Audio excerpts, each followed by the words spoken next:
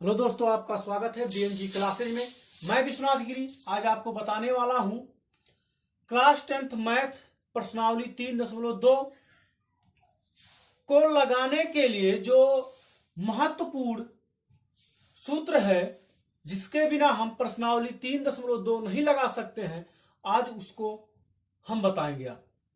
देखिए, जैसे हमने आपको लिख दिया है, ये दो समीकरण a1x plus b1y plus c1 बराबर 0 तथा a2x plus b2y plus c2 बराबर 0 हो, तब जो इसका अनुपात होगा, यह दोस्तों जो आपका a1 b1 c1 और a2 b2 c2 है, वह आपका एक वास्तविक संख्या होगी।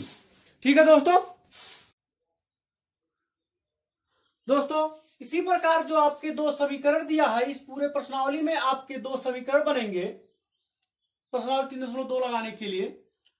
अब a1 के स्थान पर कुछ भी आपका वास्तविक संख्या हो सकता है, b1 c1 के स्थान पर ऐसे हो सकते हैं। इसको कैसे लगाएंगे, कैसे हम इसको पहचानेंगे? अनुपातों की तुलना कैसे? दोस्तों, अनुपातों की तुलना अगर इस प्रकार है आपका कि a1 बाई a2 बराबर नहीं है b1 बाई b2 या दोस्तों c1 बाई c2 के, यानी कि a1 a2 के a1 अपान a2 जब इसका अनुपात किया जाए, वह b1 अपान b2 के अनुपात के बराबर के ना।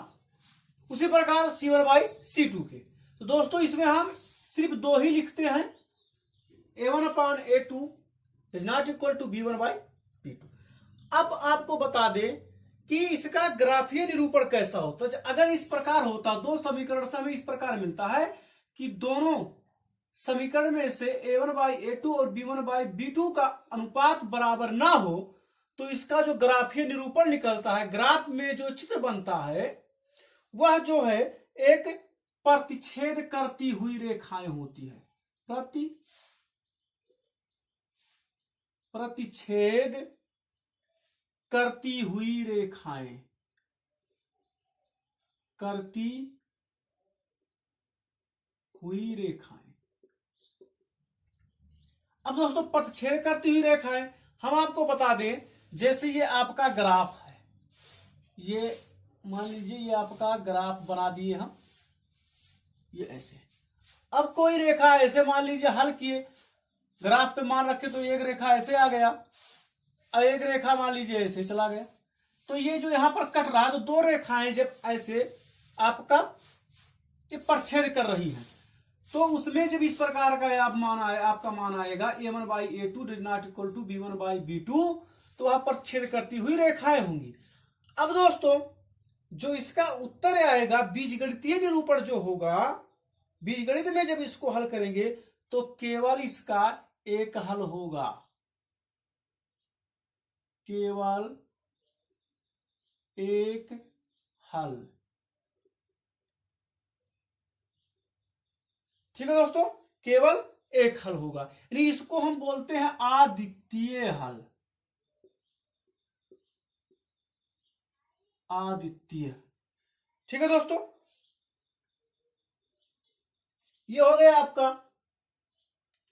अब दूसरा, अगर इसी प्रकार ये आपके तीनों अनुपात जो है बराबर आ जाए, a1 by a2 equal to b1 by b2 equal to c1 by c2, तब आपका ग्राफीय निरूपण कैसा होगा दोस्तों? तो जो ग्राफीय निरूपण होगा, वह आपका एक संपाती रेखा बनेगी। क्या बनेगी दोस्तों? संपाती रेखा। यह आपका संपाती रेखा बनेगी। अब संपाती रेखा क्या होता है, हम आपको बता दें दोस्तों, जैसे आप ग्राफ में बनाएंगे, ये आपका ग्राफ बना, ये देखिए, ये हम ग्राफ बना दिए मान लीजिए, तो ये कोई रेखा हो गया। और कोई दूसरा जब हम ग्राफ बनाते हैं, तो वह भी ग्राफ इसी रेखा पर पड़ता है, सेम वही रेखा पर, जो उसके बिंदु होंगे इसी रेखा पर ही पड़ेंगे, और वह रेखा इसी रेखा पर से जाएगी। ये रेखा चाहे इधर का हो चाहे इधर का हो, उसी पर जाता है तो असंपाती रेखा होता है।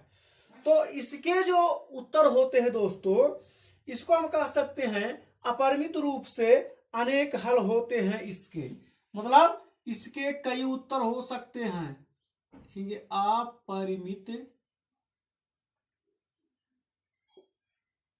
अपरिमित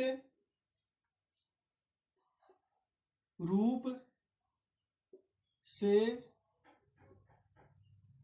अनेक हल, ठीक है दोस्तों।